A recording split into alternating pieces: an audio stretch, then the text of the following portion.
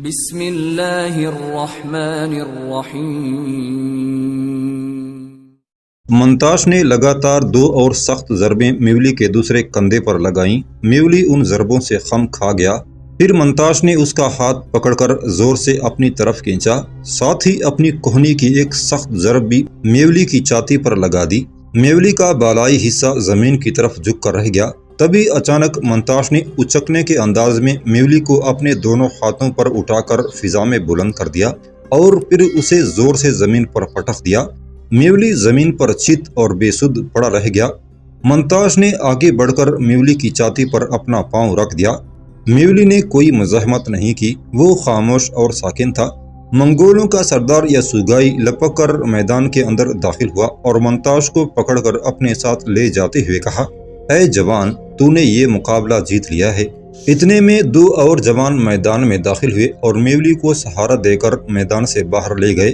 یاسوگائی دوبارہ اپنی نشست پر جا کر بیٹھ گیا اور منتاش کو اپنے ساتھ بٹھاتے ہوئے اس نے کہا، اے ترکوں کے عظیم جوان، تو واقعی ایسا ہے کہ دریاؤں کا رخ بدل دے، چٹانوں کو الٹ دے، تو اپنے سامنے جس جوان کو چاہے حرف غلط جان کر مٹا دے۔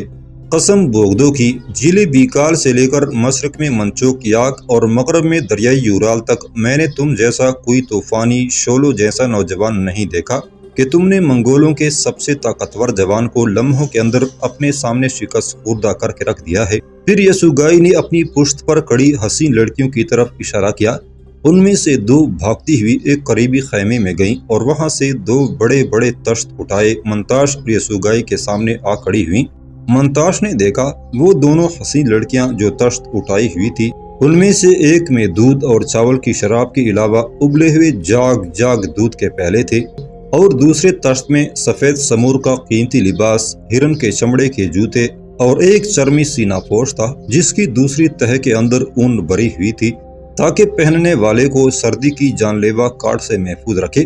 یاسوگائی نے پھر منتاش کو مخاطب کرتے ہوئے کہا، اے جوانے بے مثل، یہ ساری چیزیں میولی پر فتح حاصل کرنے پر تمہارے لیے تحفہ ہیں، انہیں میری طرف سے قبول کرو۔ منتاش نے وہ چیزیں لے لیں۔ پھر ان 2 خوبرو لڑکیوں میں سے ایک نے یاسوگائی کو اور دوسرے نے منتاش کو گھوڑی کے دودھ اور چاول کی شراب کے جام پیش کیے۔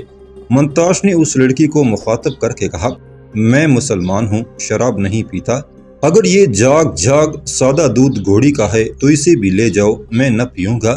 اس لڑکی نے کہا، یہ دودھ گھوڑی کا نہیں ہے، رینڈیر اور یاک کا ہے۔ منتاش نے کہا، تو پھر لاؤ، میں پی لوں گا۔ اس لڑکی نے اسے دودھ کا پیالہ پیش کیا اور وہ پی گیا۔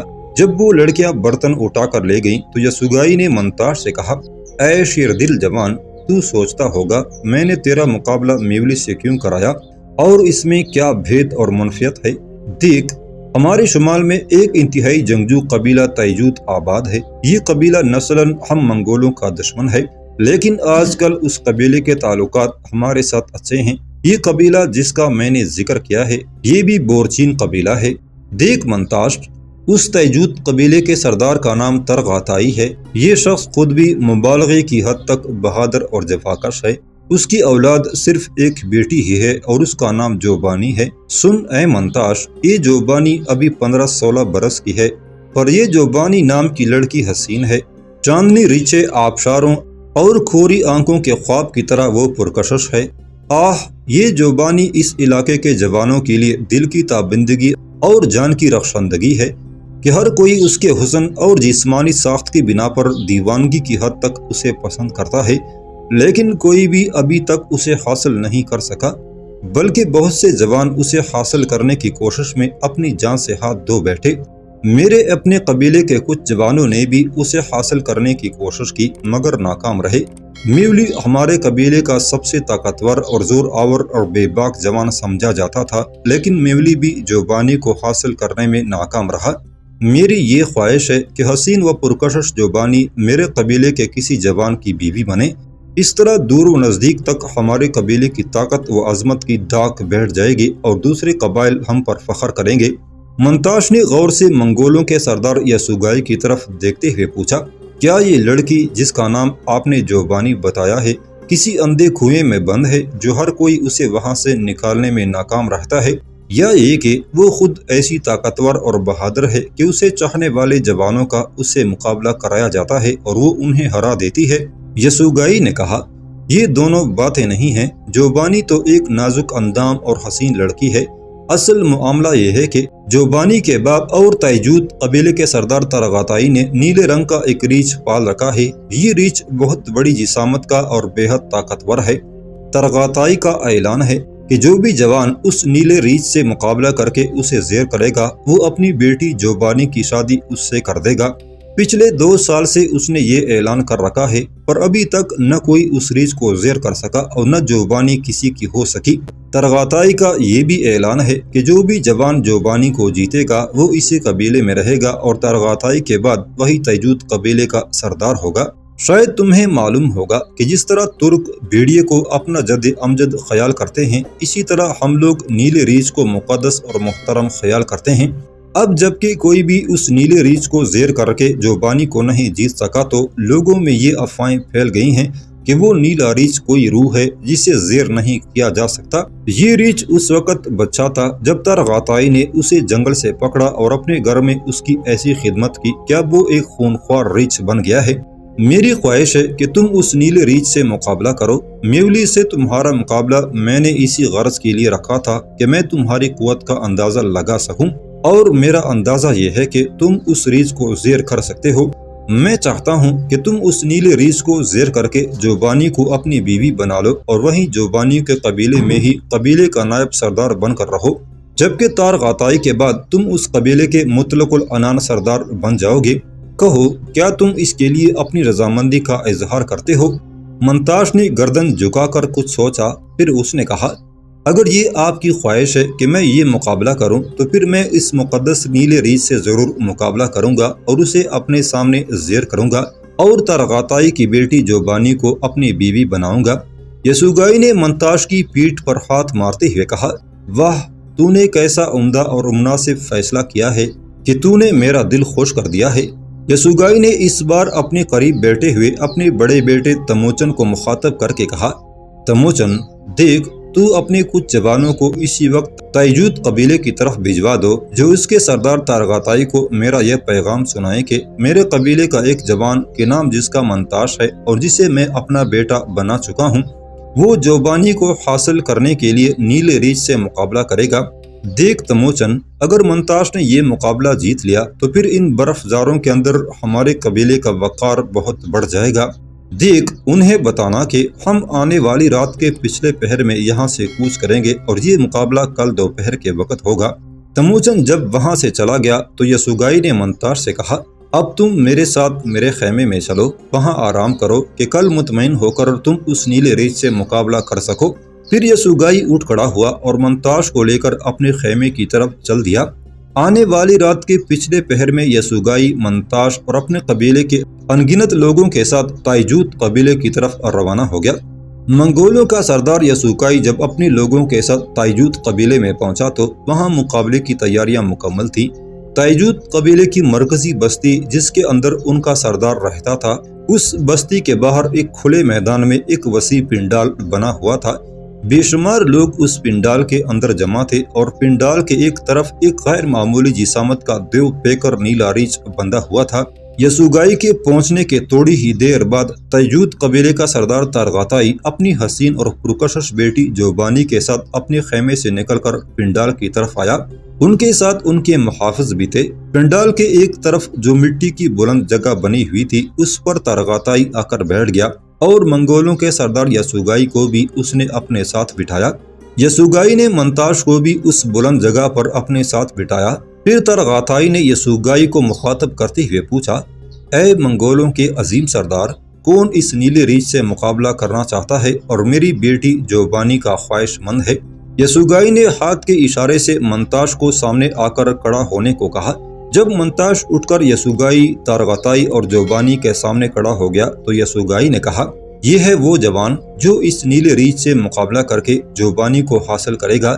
اس کا نام منتاش ہے اور یہ ذات کا ترک ہے اور مسلمان ہے۔ میں اسے اپنا بیٹا بنا چکا ہوں۔ ترغاتائی نے اٹھ کر منتاش سے مصافحہ کیا اور نرمی سے کہا، میں اس پنڈال کے اندر تمہیں خوش آمدید کہتا ہوں۔ میرے ساتھ یہ میری بیٹی جوبانی بیٹھی ہوئی ہے جس کے لیے تم کو اس نیلی ریچھ سے مقابلہ کرنا ہوگا۔ منتاش نے غور سے جوبانی کی طرف دیکھا۔ وہ واقعی حرمت کی تنویر جیسی حسین اور دعاؤں کی تاثیر جیسی پرکشش تھی۔ پھر منتاش نے جوبانی سے نظریں ہٹائیں اور پوچھا، یہ مقابلہ کب شروع ہوگا؟ ترغاتائی نے کہا، تم بےتاب نہ ہو، یہ مقابلہ ابھی شروع ہوگا۔ اس کے ساتھ ہی ترغاتائی نے اپنے محافظوں کو حکم دیا کہ ریچھ کو پنڈال کے اندر لایا جائے۔ باہر بندھی ہوئی ریچھ کو کھول کر جب وہ لوگ میدان میں لے آئے تو منتاش نے پیٹھ پر بندھی ہوئی ڈھال اور ترکش اور کمر پر بندھی ہوئی تلوار کی پیٹی کھول کر یسوعائی کے پاس رکھ دی۔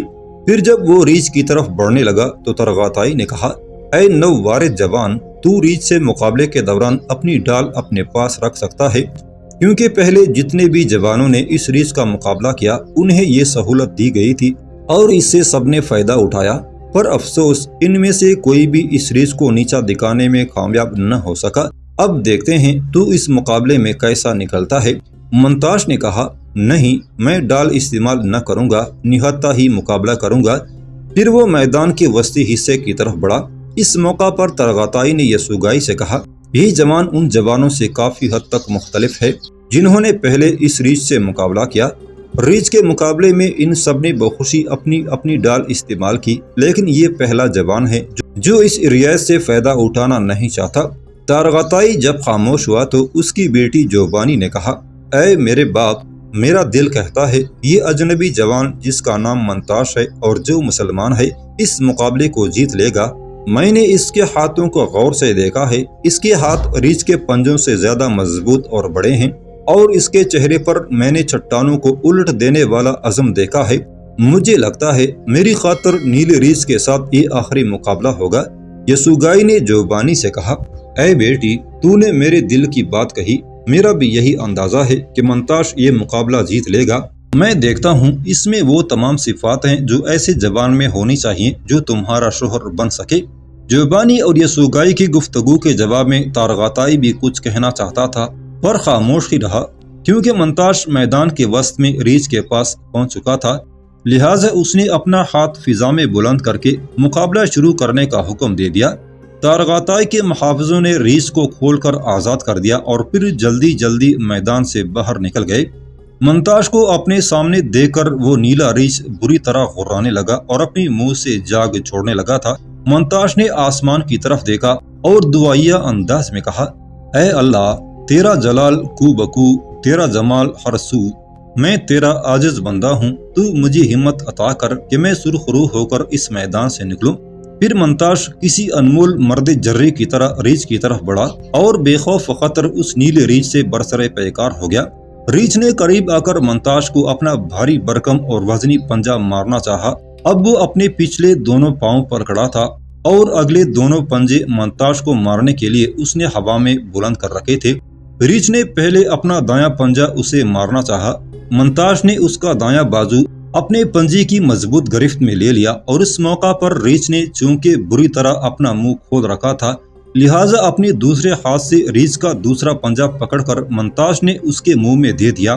منتاش کی اس حرکت پر ریچھ اور زیادہ سیخ پا ہو گیا اور بری طرح غرانے اور واویلا کرنے لگا۔ اچانک ریچھ کا ایک بازو چھوڑ کر منتاش نے اپنا دایاں ہاتھ خالی کیا، پھر اس نے لگاتار زوردار اور سخت گوند سے ریچھ کے نتنوں کے نازک حصوں پر دے مارے۔ اس کے ساتھ ہی اس نے اپنے پاؤں کی سخت ضربیں ریچھ کے پیٹ کے زیریں اور نازک حصے پر لگانی شروع کر دیں۔ اس وقت وہ خونخوار ریچھ منتاش کے سامنے دبا دبا سا نظر آنے لگا۔ دفتن منتاش نے ریچھ کا دوسرا بازو بھی چھوڑ دیا اور بڑی سرعت سے اس کی پشت پر آیا۔ پھر ایک نہایت غسیلی اور زوردار بلند زخم ہوا میں لگا کر اس نے اپنے دائیں ہاتھ کا پرقوت گونسا ریچھ کے سر پر دے مارا۔ سر پر منتاش کی اس آہنی ضرب کے پڑنے سے ریچھ بلبلا اٹھا۔ پھر ایک تواتر اور تسلسل کے ساتھ منتاش نے ریچھ کے سر پر ہتھوڑوں کی طرح مکے برسانے شروع کر دیے، یہاں تک کہ ریچھ کے ناک اور کانوں سے خون بہہ نکلا۔ اس پر نقاہت طاری ہوتی چلی گئی اور پھر وہ چکرا کر زمین پر آ رہا۔ ریچھ کے گرتے ہی ترغاتائی بھاگتا ہوا میدان میں داخل ہوا۔ وہ جھک کر ریچھ کا جائزہ لینے لگا، پھر وہ اٹھا اور منتاش کو گلے لگاتے ہوئے اس نے کہا، اے شیر دل اجنبی، یہ ریچھ مر چکا ہے، تو نے کیا خوب مارکا مارا ہے۔ بڑے بڑے سورما اس کے آگے ٹہر نہ سکے اور کئی اپنی جانوں سے ہاتھ دھو بیٹھے، پر تو نے اس ریچھ پر اپنے ہاتھ سے چند ہی ضربے لگا کر اسے بے جان کر دیا ہے۔ دیکھ، تو میری بیٹی کا حقدار ہے، اب تو میرے ساتھ آ۔ تارغاتائی منتاش کا ہاتھ پکڑ کر اس بلند جگہ پر لایا جہاں اس کی بیٹی جوبانی اور منگولوں کا سردار یسوگائی بیٹھا ہوا تھا۔ تارغاتائی نے اس موقع پر یسوگائی کو مخاطب کرتے ہوئے کہا، اے منگولوں کے سردار، یہ جوان بھی تو خوب لایا، اس نے اپنی طوفانی ضربوں سے ریچھ کو بے جان کر دیا ہے، اب یہ میری بیٹی کا حقدار ہے۔ پھر تارغاتائی نے منتاش سے کہا، اے بے مثل نوجوان، کہ تیرا نام منتاش ہے، اب تو آگے بڑھ اور میری بیٹی کا ہاتھ تھام لے کہ اب یہ تیری بیوی ہے، اب تو اس کا آقا ہے اور یہ تیری باندی بن کر رہے گی۔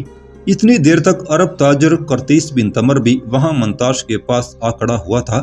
اس موقع پر جب تارغاتائی نے منتاش سے کہا کہ میری بیٹی کا ہاتھ تھام لے، اب یہ تیری بیوی ہے، تو جوبانی اپنی جگہ سے اٹھ کھڑی ہوئی۔ اس کے چہرے پر حیا کی سرخی جل اٹھی تھی، رخساروں پر شفق کے رنگ بکھرنے لگے تھے۔ منتاش نے سردار تارغاتائی کو جواب دیتے ہوئے کہا، اے سردار، میں نے اس نیلے ریچھ سے مقابلہ آپ کی بیٹی کو جیتنے کے لیے نہ کیا تھا، نہ ہی میرا یہ مدعا تھا کہ میں ریچھ کو زیر کر کے جوبانی کو حاصل کروں۔ منگولوں کے سردار یسوگائی نے یہ کہہ کر میرے جذبوں کو مشتعل کر دیا تھا کہ آج تک کوئی جوان اس ریچھ کو زیر نہیں کر سکا، سو میں صرف اس ریچھ کو زیر کرنے کے جذبے سے اس مقابلے پر آمادہ ہو گیا تھا۔ اس جیت پر اگر آپ جوبانی مجھے انعام میں دینا چاہتے ہیں تو اس کے لیے میری چند شرائط ہیں۔ منتاش کی گفتگو سن کر جوبانی کی حالت خراب ہو گئی تھی۔ اس کے چہرے سے یوں لگتا تھا جیسے ساون رت کی خالی گنگور گٹھائیں اچانک پانی سے تہی دست ہو کر بے پایا و کمتر ہو گئی ہوں۔ اس بار منگولوں کے سردار یسوگائی نے پوچھا، اے منتاش، اے مرد جری، تو نے اس نیلے ریچھ کو زیر کر کے یقیناً ان سرزمینوں کے اندر شجاعت کا ایک نیا باب اور قوی عزم صمیم کی ابتدا کی ہے، پر اے ستارہ ساز جوان، صحرائے گوبی اور اس کے اطراف کے جوان تو جوبانی کی صرف ایک جھلک دیکھنے کو ترستے ہیں، ہر کوئی کسی بھی قیمت پر اسے حاصل کرنے کا خواہش مند ہے، پر تو اس کے ساتھ شادی پر اپنی طرف سے شرائط پیش کرنا چاہتا ہے۔ ذرا کہو تو کیا شرائط ہے تمہاری؟ ہو سکتا ہے جوبانی ان شرائط کو تسلیم کر کے اپنا ہاتھ تمہارے ہاتھ میں دے دے۔ منتاش نے کہا، آپ لوگوں کو خبر ہے کہ میں مسلمان ہوں، لہٰذا اس شادی کے لیے جوبانی کو اسلام قبول کرنا ہوگا۔ دوسری شرط یہ ہے کہ یہ شادی میری اسلامی روایات کے مطابق ہوگی۔ ساتھ ہی منتاش نے اپنے قریب کھڑے قرطیس بن تمر کی طرف اشارہ کرتے ہوئے کہا، اور ہم دونوں کا نکاح یہ قرطیس بن تمر پڑھائے گا۔ جوبانی جو ابھی تک دل کے صحرا میں شور کرتے سوکھے پتے کی طرح ہو رہی تھی، منتاش کی اس گفتگو پر اس کی سوچوں کے منجدہار ختم ہو گئے۔ وہ ٹھنڈے گہرے نیلم تالاب جیسی پرسکون ہو گئی تھی۔ ایسا لگتا تھا منتاش کی باتوں سے جوبانی کی ساری بصارتیں اور ساری سماعتیں لوٹ آئی ہیں اور وہ پریم کی ان گنت راتوں میں کھو گئی ہو۔ منتاش اپنی شرائط پیش کرنے کے بعد جب خاموش ہوا تو جوبانی نے اپنے پورے وجدان اور چاہتوں کے پورے جمال کے ساتھ اس کی طرف دیکھا۔ پھر اس نے پہلی بار براہ راست اسے مخاطب کر کے کہا، مجھے آپ کی یہ اور ان کے علاوہ بھی اگر کوئی شرط ہو تو منظور ہے۔ میں ہجرت کر جانے والے پرندوں کی طرح نہیں بلکہ کوہستانوں کی عظمت کی طرح آپ کا ساتھ دوں گی۔ اس موقع پر جوبانی کا باپ اور تائجود کا سردار تارغاتائی آگے بڑھا اور جوبانی کا ہاتھ پکڑ کر اس نے منتاش کے ہاتھ میں دے دیا، اور وہیں سب کی موجودگی میں عرب تاجر قرطیس بن تمر نے منتاش اور جوبانی کا نکاح پڑھا دیا۔ جب یہ سب کچھ ہو چکا تو منگولوں کے سردار یسوگائی نے منتاش سے ہاتھ ملایا اور کہا، اے عزیز، میں اب جاتا ہوں۔ مجھے اپنی ذات پر فخر ہے کہ میں نے اس نیلے ریچھ کے مقابلے کے لیے تم جیسے زور آور جوان کا انتخاب کیا۔ مجھے اپنے انتخاب پر بھی ناز ہے، اب جبکہ میں تمہیں اپنا بیٹا کہہ چکا ہوں۔ اس لحاظ سے جوبانی اب میری بیٹی ہے۔ میں تم دونوں سے ملنے اب وقتاً فوقتاً آتا رہوں گا۔ تمہیں تو یہیں جوبانی کے پاس رہنا ہی ہے، اور اب تم تائجود قبیلے کے نائب سردار بھی ہو۔ میں اب جاتا ہوں اور تمہاری خاطر ادھر آتا رہوں گا۔ پھر یسوگائی نے قرطیس بن تمر کو مخاطب کر کے کہا، تم بھی اب بھول جاؤ کہ منتاش تمہارا محافظ تھا۔